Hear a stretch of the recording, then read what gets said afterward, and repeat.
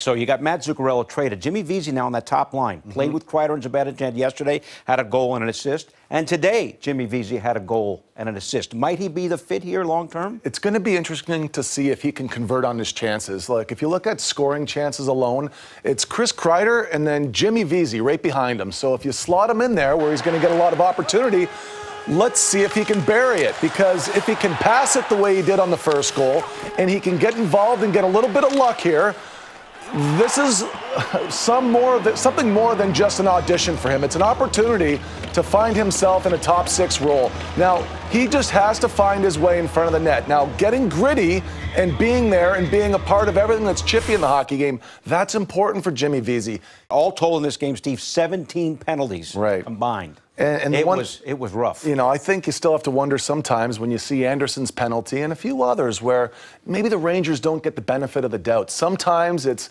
it a rookie coach? Is it because they have David Quinn there and they don't have somebody else that's a hardo? I don't know. You wonder. But there's a lot of chippiness from the younger guys, the guys that are trying to stay in the lineup. The Europeans, I'd love to see the European guys get in there, in the fray, get vicious a little bit. You could see the jawing back and forth after the first period. Bushnevich there on the bench with Wilson, they were going at it. It carried over into the second period. But watch how D'Angelo runs in here. This guy is a gamer. He wants to get involved on everything. But I thought the Capitals, they were dirty too, Bill. I mean, get your skates down, as if that wasn't done accidentally on purpose. And Ovechkin was dirty here on Skjei, giving it to him on the side. Skjei then going at it with Ovechkin. I mean, there was a lot of give and take here where the Rangers did rise up. You got to give them a lot of credit for being able to fight back, get involved, a lot of action. I mean, this fight here, Strome, this is a goal scorer from Junior that's adding this to his game, and that's okay. I don't mind a fight where you're sticking up for yourself and defending yourself in a game that's getting a little bit too dirty.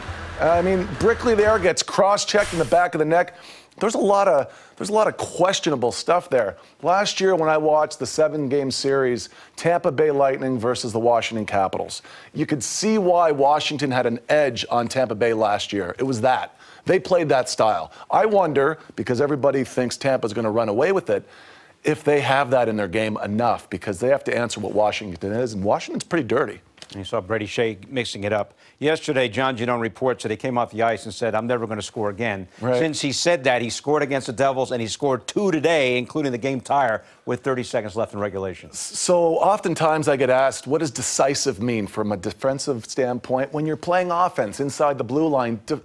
If you're looking at a defensive specialist turning offensive specialist, decisiveness comes from one-timers.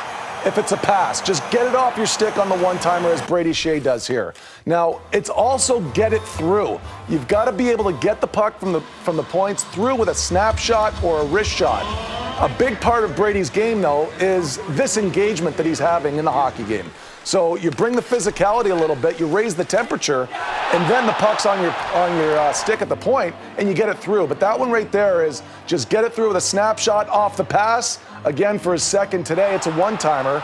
So decisiveness, it's really quite simple. If it's a pass, one-time it. If it's a play that you're just walking into, you just get it off with a snapshot and not have a big delay on your slap shot. So that tying goal goes off the stick of the former Ranger Carl Hagelin's stick.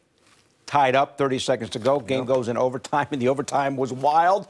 And at the end, Rangers just totally out of gas. Yeah, it was a little bit much at the end, but look, they had their opportunities. It went the other way, and they had the same opportunity. It just didn't go in. And this is it right here, Nemesnikov's opportunity. You know, he's got this one. We have another one shortly thereafter that, but the Rangers had their opportunities. This is 10 times out of 10 a shot. Ovi doesn't choose to shoot it, and he gets it over to Kuznetsov, back to him. There just was so much pressure back and forth, but again, at the end of the day, I love the overtime.